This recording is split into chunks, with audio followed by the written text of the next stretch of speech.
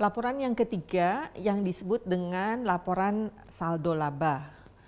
Laporan saldo laba ini merekonsiliasikan laba atau keuntungan yang diperoleh dalam tahun berjalan, kemudian dividen yang dibagikan dalam periode berjalan, serta perubahan lainnya dalam saldo laba. Saldo akhir dari sebuah perhitungan saldo laba ini yang kemudian nanti dilaporkan di dalam neraca sebagai bagian dari modal perusahaan yang diperoleh karena operasi perusahaan. Laporan yang keempat yang disebut dengan laporan arus kas. Apa yang dimaksud dengan laporan arus kas?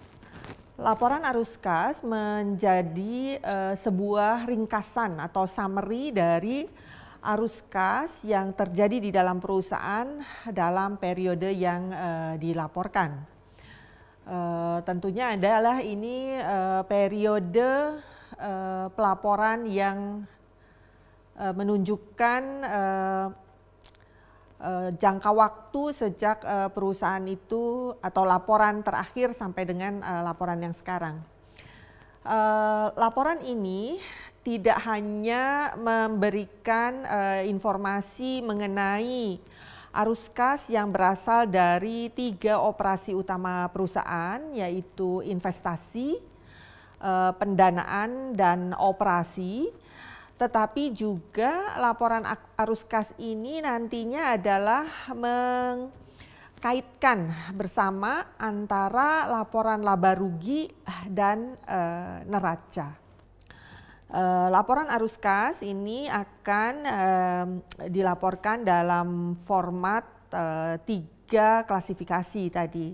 Pertama adalah arus kas yang bersumber dari aktivitas operasional, yaitu berasal dari arus kas masuk dari penjualan barang atau jasa perusahaan, kemudian arus kas keluar karena biaya-biaya yang dikeluarkan untuk memperoleh penjualan tersebut, kemudian arus kas dari aktivitas investasi, yaitu dalam bentuk arus kas masuk, misalkan karena ada penjualan aset-aset investasi, dan arus kas keluar apabila perusahaan membeli aset-aset investasi baru.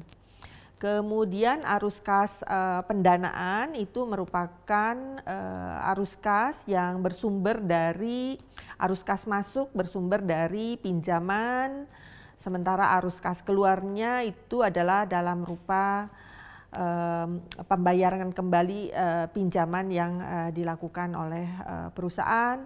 Kemudian juga apabila perusahaan melakukan penjualan saham, maka juga dilaporkan di sini sebagai arus kas masuk dari penjualan saham.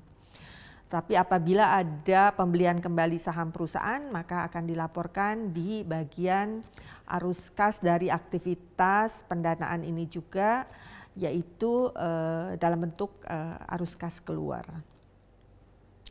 Itulah keempat laporan jenis laporan yang ada di dalam laporan keuangan perusahaan. Apabila perusahaan itu sudah dalam bentuk entitas yang memiliki anak-anak perusahaan, maka laporan keuangan dari anak-anak perusahaan ini juga harus digabungkan atau biasa disebut dengan laporan keuangan konsolidasi, ya.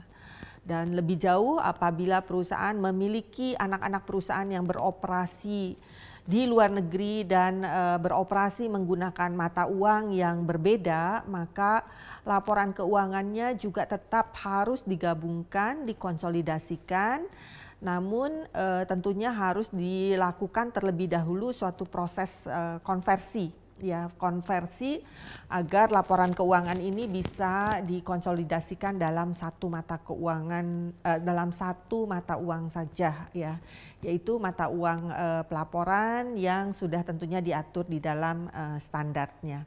Demikian pula dengan proses konversinya, ya, dari mata uang asing ke dalam mata uang pelaporannya, maka harus menggunakan suatu metode yang sudah diatur di dalam standar.